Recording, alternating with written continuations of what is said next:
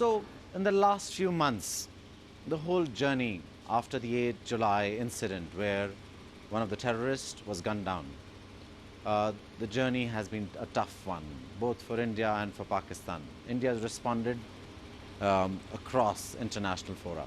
Its primary goal has been to isolate Pakistan in the international community. Pakistan's responded back and has tried to isolate India, talking about Kashmir. India has talked about Balochistan.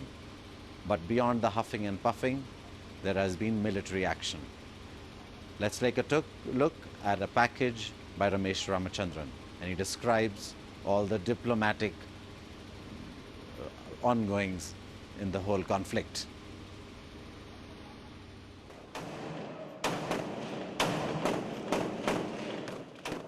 July 8th, Indian security forces gunned down a young terrorist in Kashmir.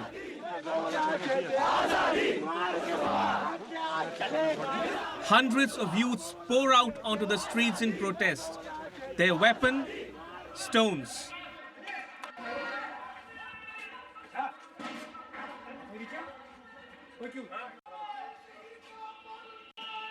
Indian security forces retaliate with pellet guns. Hundreds are left blinded. Kashmir is put under curfew, and the issue echoes in Parliament. On August 12th, Indian Prime Minister Narendra Modi chairs an all-party meeting at Parliament. His remarks are not televised, but Interior Minister Rajnath Singh quotes Modi as saying that Pakistan-controlled Kashmir is an integral part of India and that the time had come to expose Islamabad's atrocities in Balochistan. The reference to Balochistan marks a watershed moment in the contemporary history of India and Pakistan. Though the BJP had in the past attacked the previous Congress government for bringing it up, it now voluntarily props up the Balochistan issue to put Pakistan on the defensive and to introduce an equivalence between the Pakistan-sponsored unrest in India's Jammu and Kashmir and human rights violations in Balochistan. More was to come. 15th August, India celebrates its 70th Independence Day. Indian Prime Minister Narendra Modi addresses the nation from the ramparts of the Red Fort in New Delhi. He launches an unprecedented attack on Pakistan. In his speech, Mr. Modi thanks the people of Balochistan, Gilgit-Baltistan and Pakistan-controlled Kashmir for their messages of support ever since he called out Pakistan for human rights abuses in those areas. Soon, Pakistan dispatches its special envoys to major world capitals to spread the word about its stand on Kashmir. Days later, an all-party delegation from New Delhi arrives in Kashmir to try to restore peace. Meanwhile, a slew of terrorist attacks rock Kashmir. As tensions rise, the neighbors take their fight to the UN. For its part, Pakistan is committed to the establishment of strategic stability in the region. It neither wants nor is it engaged in an arms race with India. But we cannot ignore our neighbors' unprecedented arms buildup and will take whatever measures are necessary to maintain credible deterrence. What we see in Pakistan, Mr. President, is a terrorist state which analyzes billions of dollars, much of it diverted from international aid to training, financing and supporting terrorist groups as militant proxies against its neighbors. Terrorist entities and their leaders, including many designated by the UN, continue to roam its streets freely and operate with state support. With the approval of authorities, many terrorist organizations raise funds openly in flagrant violations of Pakistan's international obligations. Prime Minister Modi breaks his silence and directly talks to the people of Pakistan during a rally in southern India. दोनों देश एक साथ आजाद हुए।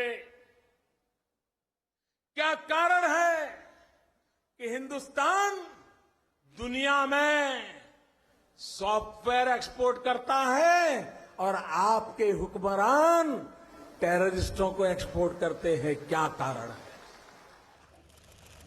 On 26 September, Modi chairs a meeting to review the 56-year-old Indus Waters Treaty and declares that blood and water cannot flow together. The same day, in New York, India's Foreign Minister Sushma Swaraj launches a scathing attack on Pakistan at the UN General Assembly. दुनिया में ऐसे देश हैं जो बोते भी हैं तो आतंकवाद, उगाते भी हैं तो आतंकवाद, बेचते भी हैं तो आतंकवाद और निर्यात भी करते हैं तो आतंकवाद। आतंकवादियों को पालना कुछ देशों का शौक बन गया है।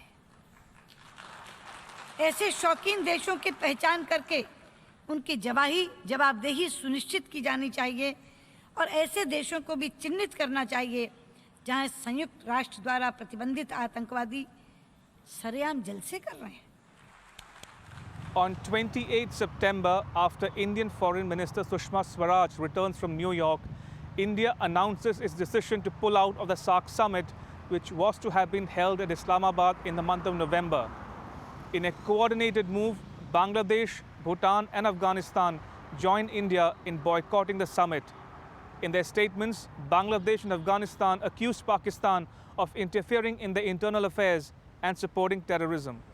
Support pours in for India as the US, the UK, France, Russia, Germany and members of the Organization of Islamic Cooperation stand in solidarity with India. Just when Pakistan's isolation was becoming complete, comes the news of India conducting surgical strikes across the line of control in the Indian state of Jammu and Kashmir.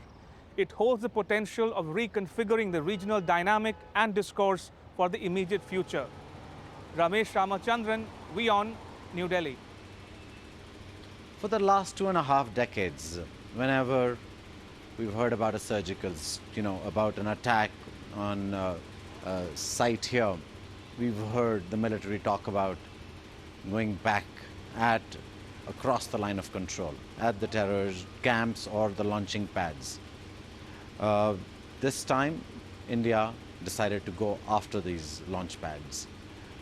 India came out and said that it had carried out these surgical strikes across the line of control, inside the territory that Pakistan occupies. And we wanted to understand, how does this happen? So we decided to take a little deeper dive.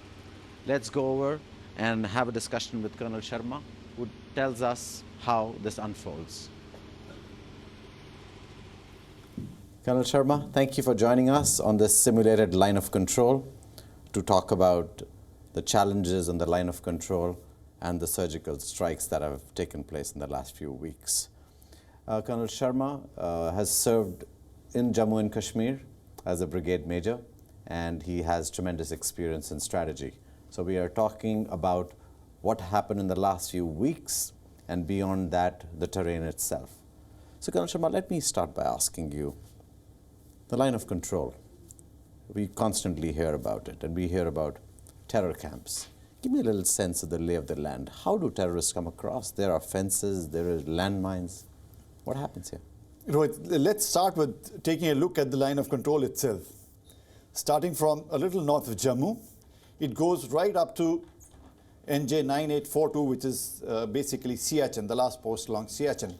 It's a 770-kilometer long line of control. 550 kilometers of this is actually under fence.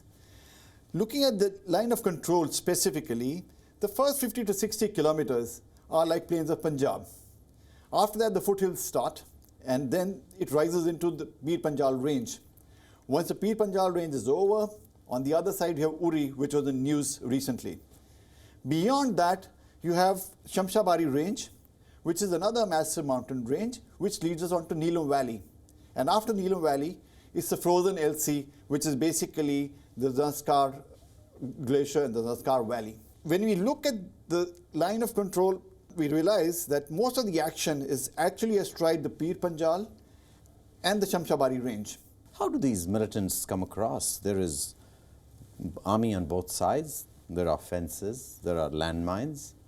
What happens here? Yes, this is primarily due to peculiarities of terrain, Rohit. You know that it is mountainous, thick jungles. There are a number of tributaries, nalas, rivers in this area. So that affords a lot of capability to the militant who wants to go in or come out.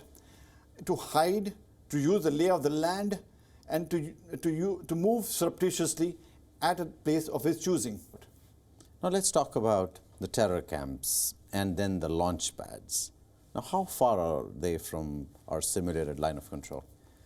Okay, the terror camps, the training camps are actually completely different from launch pads. I shall explain how. As I stand on the Pakistan side of the line of control, about 40 to 50 kilometers west of me, that's behind me, you would find terrorist training camps.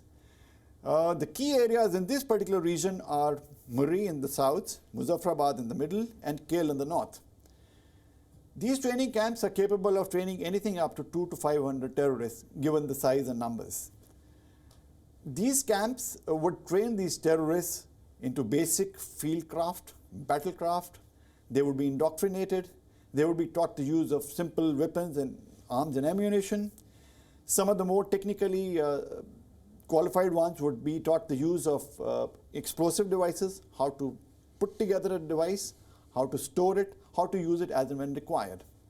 And then how do they make their way from those terror camps across the border? Right. Once they're ready to move, once they're trained, they move from their terror camps to these launch pads. Now, the launch pads are actually located alongside the LC, alongside the Pakistani posts as they are. How far from the LC? That could be, say, a kilometer or two. The advantage is that it is very unobtrusive. The militants come there, camp there for 24 to 48 hours. They get a look at the lie of the ground. They get a look at the gaps that exist. They marry up with the guides, and they familiarize themselves. At the same time, it's difficult to pick up additional activity for us because they are just tented along the existing posts that are there on the Pakistani side. Now let's talk about the surgical strike India talked about in the last few weeks. Now, they have hit these launch pads, correct? Yes. Selection of these launch pads must have been a difficult, tall order. Yes, Rohit. In an operation like this, I think the most crucial factor is selection of a target. In this case, I have reason to believe that there were 20 to 25 launch pads which were kept under observations, were then identified, and ultimately we zeroed down to about 5 or 6. The idea was to inflict maximum damage, to get in unobtrusively without getting detected, and get back without incurring any casualties. And I think in that respect, the Indian Special Forces did a commendable job. Colonel Sharma, has the Indian Army ever carried out a surgical strike before, and especially of this size? There have been local actions, Rohit, but not an operation of this nature. This was spread out over 250 kilometers frontage, right from Bimbar Gully to Kale. And also, it was as per a plan. The execution, thereafter the DGMO from India talking to the DGMO in Pakistan, and thereafter only going public. In the meantime, of course, the Prime Minister was chairing the Cabinet Committee on Security meeting.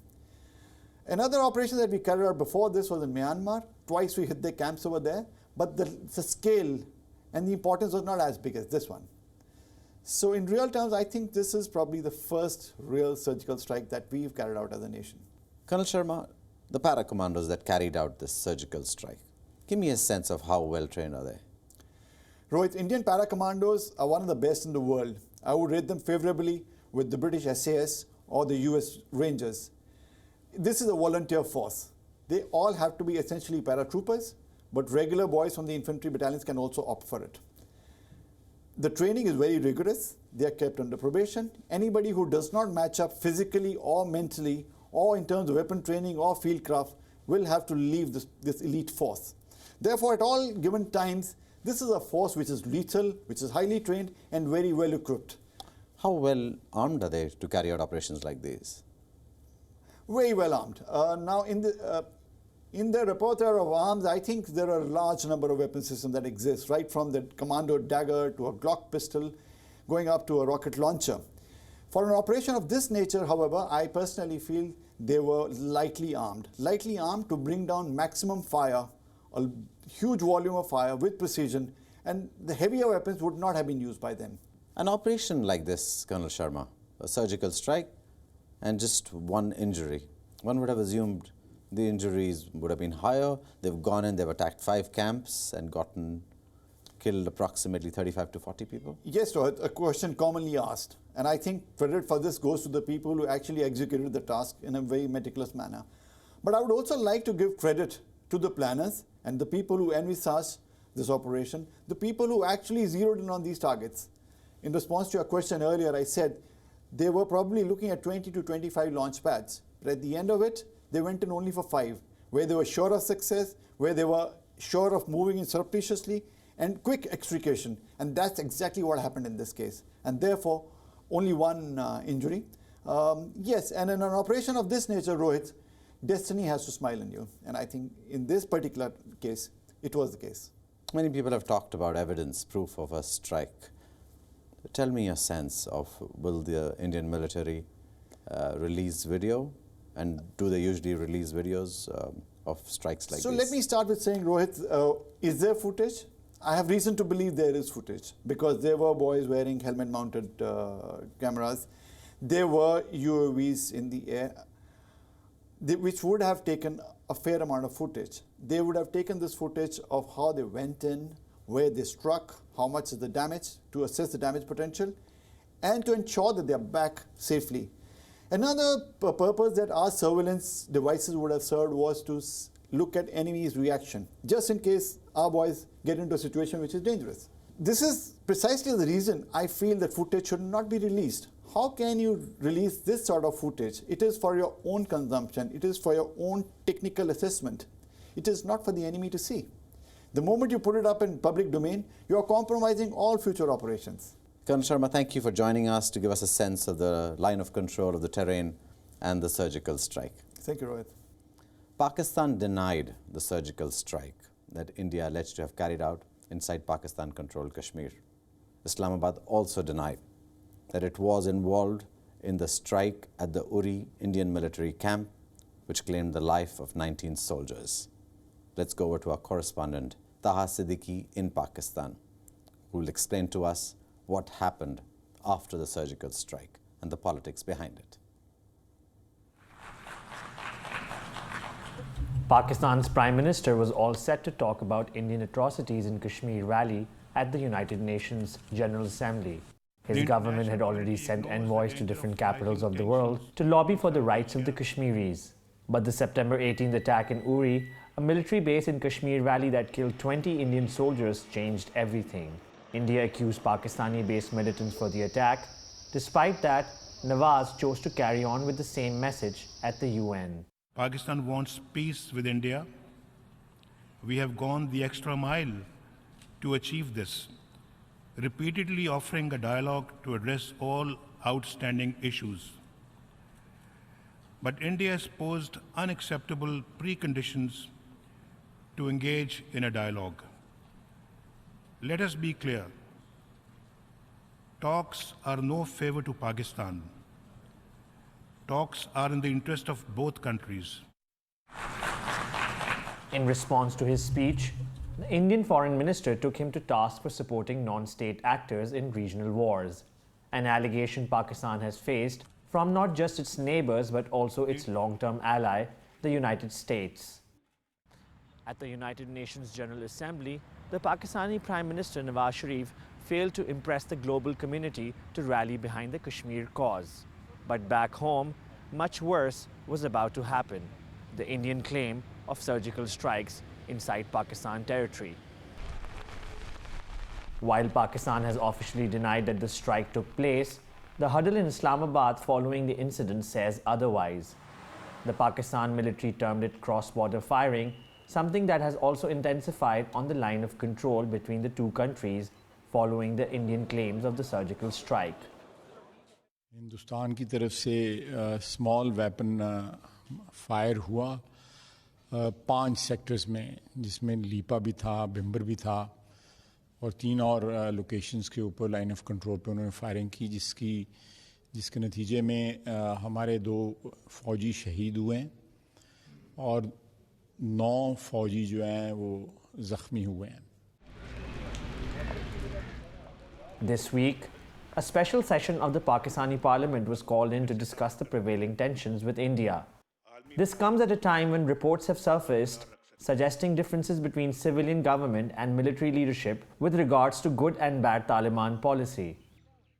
हम जंग के खिलाफ हैं, हम खित्ते में पायदार अमन चाहते हैं, हम कश्मीर समेत तमाम मसाइल संजीदा बामकसद और नतीजा खेज मुज़ाकरात के ज़रिए हल करना चाहते हैं.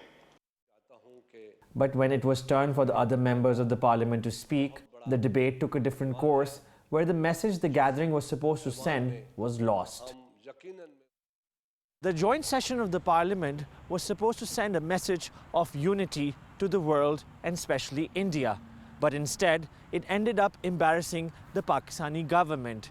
Even its own legislators and those in the opposition questioned the existence of non-state actors in Pakistan. This is Taha Siddiqui with cameraman Rao Bilal reporting for WION from Islamabad. We are here live in Srinagar on the Indian side of line of control. This is the state of Jammu and Kashmir. Just on the other side of the line of control is where the Pakistani troops are and the Pakistani government functions. Our correspondent Taha Siddiqui went on the other side of the line of control in Pakistan and spoke to residents there and found out what their reaction was to what they call jihad or their freedom struggle. Kashmiris in Pakistan feel that the actions by the militants have done little to contribute towards the peace effort. तो नहीं हो सकता, dialogue सही है क्योंकि दोनों nuclear power हैं. अगर लड़ाई होती है तो दोनों को नुकसान है. इसमें तो मेन जो चीज़ है हमारा जो है हमारी लीडरशिप जो है वो पॉजिटिव रोल अदा नहीं करेगी. अगर जब ये पॉजिटिव रोल अदा करेगी तो इंशाल्लाह इसमें मे भी कि इसका जो है वो डिसीजन सही हो जाए. असल में बातचीत के ज़रिए अगर हो जाए तो बहुत अच्छा है, क्योंकि जिहाद या जो लड़ाई झगड़ा है इसमें दोनों मुल्कों की तबाही है और अवाम भी इसमें उसका बहुत नुकसान होता है, मुल्क का नुकसान है. ये जनाब बातचीत के ज़रिए मसला हल हो जाए सबसे बेहतर ये है जनाब. Political activist Bashir Ahmed feels Pakistan military and civilian leadership are not on the same page when it comes to the policy on Kashmir. जो हमारी स्ट्रगल है आज़ादी की उसको दबा देते हैं और वो इस्तेमाल करते हैं उन मुजाहिदीन के नाम जो पाकिस्तान से भेजे जाते हैं और वो मौका मिलता है हिंदुस्तान को पाकिस्तान को दहशतगर्द डिक्लेयर कराने में. तो हम तो कहते हैं कि हमारी कश्मीरियों की जंग है और हम लड़ रहे हैं आज़ादी के लिए और ये कहते हैं कि नहीं हम जहाद कर रहे हैं इस्लाम कुफ्र और इस्लाम के नाम पे. With the recent terror attacks in Indian-administered Kashmir, the case of Kashmiris might just have been weakened in the eyes of the world. Increasingly, a lot of Kashmiris on the Pakistani side feel that armed struggle, or as it's called, jihad, is not the way forward. This is Taha Siddiqui with cameraman Rao Bilal reporting for WION from Pakistan-administered Kashmir. Peace is all what most people want. They want a normal life. And that has been a hard fact here. It's been very difficult for it to come by. Now we have with us in our studio Junaid Azim Mattu. He's the spokesperson of the National Conference. The National Conference is one of the political parties, one of the main political parties here, and they have been in power for many, many times. Also joining us is Sohail Bukhari. Sohail is the media advisor to the sitting Chief Minister of Jammu and Kashmir, Mehbooba Mufti. So let me start by asking you. I remember when National Conference was in power and this Mufti talked about why couldn't they control the security forces, or why couldn't they control the population on the street, and the popular sentiment had to be arrived at, and we should address the people better. What has happened here? Why the situation? How has the situation turned so bad? Well, Rohit, since you talked about an earlier instance also where Mehbooba Mufti did speak and she was quite vocal about the issue per se, and there have been many attempts trying to draw a parallel between what's happening now and what had happened then. There's a critical difference between the two things, which is that the earlier instance that we're talking about basically started with a fake encounter wherein 3 civilians from north of Kashmir's Sopore area were taken. They were lured into a trap. They were told they would be given jobs and then were killed and dubbed as foreign militants, which has been proved in a court of inquiry, and the people involved from the Indian Army, they have been punished as well. So that became a rallying point. We also had a couple of other issues which were pivotal. We had had the issue of the alleged rape and murder case of 2 women in South Kashmir's Shopian. So all these things actually started what turned into a violent agitation in 2010, which continued for 4 months and saw 120 odd people be killed.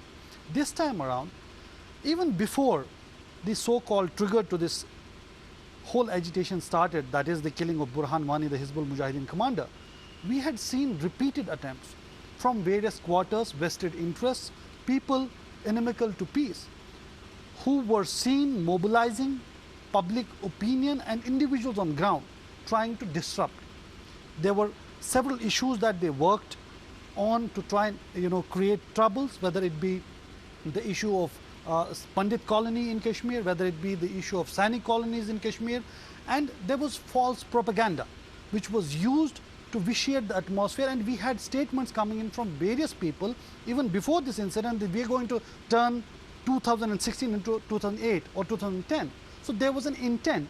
What Burhan Wani did was it turned into a mere switch which literally gave space to what was already planned, orchestrated, and that led to the incidents that we saw. Junaid, your party's been in power here for many, many times. People accused the National Conference way back in 1987 that they rigged the elections. Anyways, past that, what's gone wrong here? What's wrong on the field? You live within the people. You're Kashmiris, both of you yourself. What happens here? See, what are we not seeing? What the world is seeing? I would not draw parallels between 2 agitations. PDP is welcome to do that or get into that narrative. I would just want to say this about that narrative, that the moment you say that the 2010 agitation had quote unquote valid justification or a provocation which is understandable, and you say that there was no actual provocation for the 2016 agitation, and you go into this realm of victimhood that anybody who speaks against this alliance is inimical to peace. Anybody who draws glaring contradictions on what we promised and what we actually did is inimical to peace. So you're either with us or you are inimical to peace. You're either a votary of the PDP-BJP alliance or you're a terrorist. The moment you say that, you trivialize not only the contemporary history of Jammu and Kashmir, you trivialize the history of the founding patron of your party, late Mufti Muhammad Sayyid. But as I said, I don't want to get into that. Currently, what is wrong on the ground? We had an agitation in 2008. PDP was in power. They gave this chunk of land to the Amarnath Shrine Board, violated a set of rules, and more importantly, went against the psyche in the state, the psyche of protecting the ethnic character of the state, protecting the special status of the state, and that triggered the 2008 agitation. A month into the agitation, they withdrew support from the Congress, left Ghulam Nabi Azad hanging dry in the sun, and that government collapsed. What we saw in 2010, or what we saw in Shopian, the alleged rape and murder of 2 women in Shopian, was in fact, by the same logic, if they want to draw roots about this agitation into the past, by the same logic, the roots started in 2008. That was the first agitation of that manifestation, the first agitation when hundreds and thousands of Kashmiris came out on the streets after 1990. So if you keep going back into history to find reasons and excuses to point fingers, that is not going to get you anywhere. Today, what is missing on the ground is a sense of political empowerment. PDP formed a buffer party between separatism and the mainstream, right? They talked about dual currency. They talked about the Pakistani currency being, applicable and admissible in J&K. They talked about a number of utopian ideas. And they used these as stepping ladders to get to power. And today, when PDP is in an alliance with the BJP, despite the fact that Mehbooba Mufti was the biggest critic of BJP. If I say that something somewhere is aggravating the people, and you say, no, no, no, you are just inimical to peace, that's why you don't like this alliance, that's extremely childish. May I go away from this? I would love to, really talk the issue, because I think we have a challenge in front of us. Both of you stand for political parties that represent the Kashmiri people. It's not as if, when you hear the logic when you're in Pakistan, they'll say, these are all political parties that have been propped up by the Indian government, which I don't think is true. I think I've seen on the ground, you represent the Kashmiri people in Jammu and Kashmir. To now, take a step back and try and understand what's wrong here. One of the biggest issues, that keeps coming up is that the security forces, sometimes use excessive power, or they're all over the place. But those security forces primarily exist to bring peace to Kashmir, because there is a lot of infiltration, terrorists come, and based on that, we reach that point. When you have so many troops in your region, I don't think any place in the world is a safe place. Ideally, that many troops don't need to be there. How does one break this cycle of having so many troops here, and how does one break the cycle of the infiltration to be stopped here? Any one of you can start, and then the other one can I would probably go out on a tangent here and say something that needs to be said. The fact that we have, heavy militarization in Kashmir has two facets. One, we are a border state. We have an LOC. So you have the security forces guarding the border. So that's the BSF and the Indian Army. Then you have the paramilitary forces, right? You have various wings of the state police, which is in a counterinsurgency mode. The state for far too long has used paramilitary and police forces to deal with a political sentiment. When you use security forces to deal with dissent internally, you lose a moral high ground of saying that the security forces are there strictly for defense against external foes, be those state actors or non-state actors. What you're seeing in the valley today, let us be very honest, these paramilitary forces, the police forces are more focused, I would say singularly focused on the fact that they don't want protests by civilians than they are on counterinsurgency operation. We need to understand that and we need to accept that. I think the magnanimity of evolved nations lies in accepting the truth. The truth is that there is a simmering discontent in Kashmir, right? I'm sure there are people who exploit it. I'm sure the security forces are on the LOC or on the border for a specific reason. But internally, you cannot use the security forces or the paramilitary forces in perpetuity to deal with a dissenting population which harbors a sentiment of ethnic nationalism. I would also like to underline one important aspect, that the 2002 to 2005 period of the governance in Jammu and Kashmir, you go and talk to anyone, they would tell you that this became a point of reference, not only for the governance per se in Jammu and Kashmir, the transparency, the developmental works, but also for two important aspects.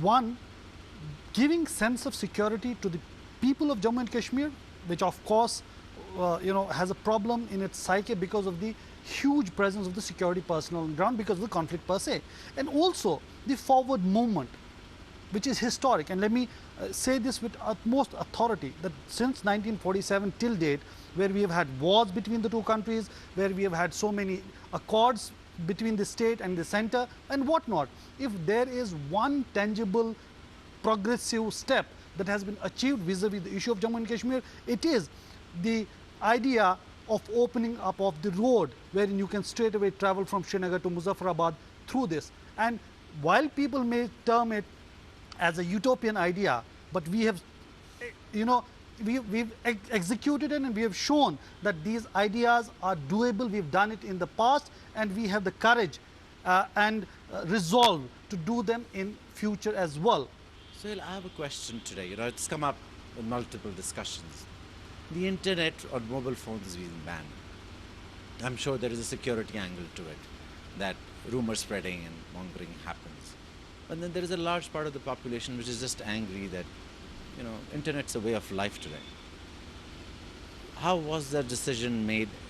Does the government here in Jammu and Kashmir not have control on how they want to do it? Just give me the thinking behind it. I'm not questioning the decision of a government. That's your right. Let me tell you, I've been working on this part for a while for a different purpose and just trying to figure out what's happening. As per the numbers that I've got, the average internet penetration in the country is around 25%. In Jammu and Kashmir, it's 29%, 4 notches up. And we've seen social media being used per se for communication in general, political communication in particular. And given the fact that this is a conflict state, we have proven cases where internet has been used, rather misused. There's rumor mongering, there's splashing of false information, there are doctored videos that have been used to incite violence. The ultimate goal of an administration is to secure the lives and property of the public. Again, let me tell you that we are a political party in terms of PDP that Junaid Azimatu himself put it on record that we have gone up the ladder. There is popular sentimental support vis-a-vis this party. This is the last thing that you would expect of this party because this would have an impact on the popular sentiment. But all this has been done in order to save the lives and property, and because we have proven cases. For example, even during this unrest, if you swift through what has been coming on the internet and social media, a lot of it is propaganda, a lot of it is work that has been meticulously done through professional means, not only being generated from Kashmir, but elsewhere, even beyond the borders. Junaid, let me put a question to you. You're not answerable for what's happening on the ground, but stone pelting, it's being described as a peaceful way of protest. When I look at, stones, they aren't no peaceful way of protest. Explain to me, from your perspective, how peaceful is stone pelting? Stone pelting is not peaceful at all. We have never condoned stone pelting. We have always condemned stone pelting, and I again condemn stone pelting. It's violent, and it needs to stop. But that does not mean that when an 11-year-old child is shot and killed, as we saw yesterday, we somehow automatically take the refuge of stone pelting and say he might have been pelting stones and this is the natural outcome. If somebody pelts stones, this is the natural outcome, because that is not how an evolved democracy should behave. What we need to find out is what is the primary reason for such anguish and alienation that 13-year-old kids, 14-year-old kids, teenagers generally, are out on the streets facing imminent death or incapacitation by running towards blazing pellet guns with stones in their hands. This is by no way, shape or manner a rational behavior. So if a major chunk of your young demographic is irrational, should you try to find out why they are behaving irrationally, or should you actually go and repress them with this false assumption in your mind that the more I suppress them, the more I'm eliminating the root cause? I understand that a state has to take certain precautionary measures. Certain curbs have to be put in place to ensure that lives are not lost. My question as a Kashmiri is, when those curbs were used in 2010, you talk about the necessity of banning internet and how it is being misused. When there was proof given that prepaid SMSs, there was proof. Prepaid SMSs were being misused, bulk SMSs were being misused. I have a written statement issued by Mehbooba Mufti as the opposition leader that the democratic fundamental rights of communication of the people of Jammu and Kashmir are being violated because they are being stereotyped as terrorists. So let us not get into this, semantics. It's an old one. When political party is out of power, and when they're in power, there are compulsions of political parties. Let's put it that way. I know we can get into the accusation game. I think we should stay away from it. The purpose of this debate is to kind of understand a sense of what's happening. Can you explain to me how the conflicts move more from the north of Kashmir to the south of Kashmir? We see an upsurge in conflict in the south of Kashmir. What's happened there? Can you explain that a bit to me? Yes, if you look at the numbers or if you were to plot it on a graph, you would definitely find that this time around, the South Kashmir has been the epicenter, the area that has seen the maximum of the clashes and of course the killings as well. And if you go a year back or two, you would see that there has been a consistent build-up, not only in terms of the number of militancy-related incidents, but also the kind of number of militants who have been operating in south of Kashmir. Again, this is an area which has been, I would say, a stronghold of PDP, because they have voted in large numbers for PDP. And while I'm talking about this, let me also underline one important aspect, because this somehow we missed somewhere. It was talked about, but then I couldn't respond to it.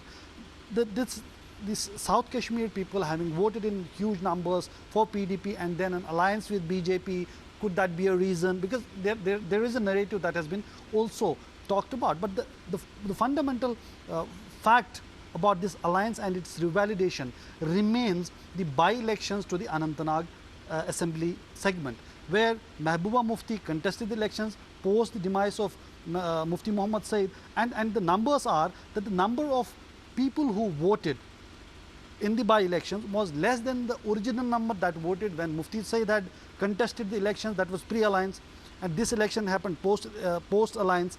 The number of voters was less, but the number that voted for Mehbooba Mufti was even more than what Mufti Muhammad Said had got. So it was a revalidation for the decision of alliance between PDP and BJP for the betterment and resolution and development of Jammu and Kashmir. So that narrative falls flat. However, the fact remains that south of Kashmir has witnessed massive violence, and there are multiple reasons to it. This may not be the appropriate forum to discuss all that, but definitely given that that is the area where most of the PDP support also comes, it would be discussed threadbare, and whatever has gone wrong would also be talked about, and corrective measures in terms of communication and what all needs to be done would definitely take place. Junaid, if I want to point out the recent incident in India talking about Balochistan, things went a little more haywire than they were before. Do you see a connection between India raising the issue of Balochistan and then the surge in violence here? See, I'm sure India has its own foreign policy goals, right? It's a mix of aggression, a mix of diplomacy. I understand that. That is the domain of the central government, what they want to raise, what they don't want to raise. But the moment you talk about idealism, morality of human rights, of space for dissent in Balochistan, while curbing the last corners of remaining space for dissent in Kashmir, you lose the last vestiges of your moral authority, your moral turpitude to actually talk about Balochistan. Let me be very honest about that. Why is that? Explain to me. I'd like to understand. So, India raised the issue of Balochistan, looking at Pakistan. But India certainly has a democratic process in place here. It's not as if it's going out and killing civilians on a rampage. So when India talks about Balochistan, it's talking about another issue somewhere else in Pakistan. Does India violate, if I may ask you, if you're saying that, but you guys are the ones who are in power here, one after the other. So the connection, can you just set that stage for me, please? See, to a Kashmiri, there is no connection. We are far too repressed. We have suffered, unimaginable tragedies because of a conflict, and we continue to suffer. The moment, our house is burning and the central government of the country focuses all its energies talking about Balochistan, I don't know if it's the, great genius of Ajit Doval, or if it's the External Affairs Ministry's program.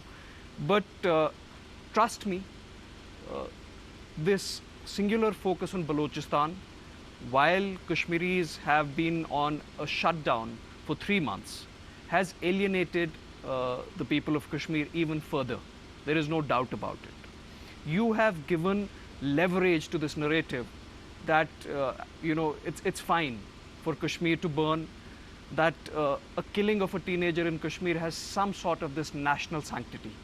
If an 11-year-old dies in any other Indian state, even if it's the Jat agitation, even if he has a stone in his hand, hell will break loose. There will be all sorts of inquiries. People will, start questioning the brutal response of the police. But the moment it's a 12-year-old Kashmiri, the automatic presumption is that he had it coming, right? The automatic presumption is, oh, why was he pelting stones? Even when that child was walking in the fields, oh, why was he pelting stones? So that is the problem. You are more than welcome to talk about Balochistan. You're more than welcome to dig up all these panelists around the world who've left Balochistan and are in London and Sweden and Switzerland. But I hope the same idealism is shown internally, and that is when your idealism externally will be valid. The idealism of the parties themselves here, when we talk about Kashmir, explain to us how are you looking at the way forward? How would you get past this impasse? Again, what we are witnessing is not something that has happened now. We've been talking about it, that there is a historical baggage of which we are witnessing what is the manifestation. There have been attempts which turned out to be non-serious at the end of the day because of the execution that was not properly done vis-a-vis what was promised. If you look at 2010, the all-party delegation coming in, the working groups coming in, round tables and whatnot. The issue per se remains and very little has been done. As I mentioned, there was one bright patch vis-a-vis the center and the state coming together, also trying to address the external dimension during the Vajpayee era when Mufti Muhammad Said was here, and we saw something as utopian as opening of the road actually happen. This particular alliance and these times where you have PDP and BJP at the helm in the state, and you have a strong Prime Minister in Narendra Modi with this kind of majority, this looks to be probably one of the best ever times for a forward movement vis-a-vis resolution of Jammu and Kashmir, trying to address the political issue per se, and of course other peripheral issues that are associated, which may be economical in nature, which may be related to development. I personally believe that agenda of alliance, the road forward, wherein these political parties which have ideologically divergent views on almost everything came together and converged that this is doable, this is the minimum we can do coming together, and rest can wait, because we know that there are positions that they have taken on issues which are extremely divergent. However, whatever has been listed in the agenda of alliance, given congenial atmosphere, and I'm very sure that that agenda of alliance would be put to practice, we would see a lot of forward movement and we would see Kashmir moving in better direction. I know we can go on forever. I'm going to wind up this debate, but I want to thank you, Sohail, for coming out to speak with us, and thank you, Junaid, for speaking with us. We've heard a couple of other extremely important, other areas where people are suffering because they can't do business anymore, because the roads are jammed. Also, we've heard the narrative about the Wahhabi and the Sufis, and how the agitations are more controlled by the Wahhabis rather than the Sufis, and the Sufis want to get out. But those are questions that only people can answer. We as journalists come out and we can talk to you and we can understand from you, and we really can't take this to some final journey. It's the governments in power or the opposition government in power that will decide the future of your state. Thank you again. We're going to take a short break now, but when we return, let's talk a bit more about the economy of Kashmir, because certainly people are under pressure.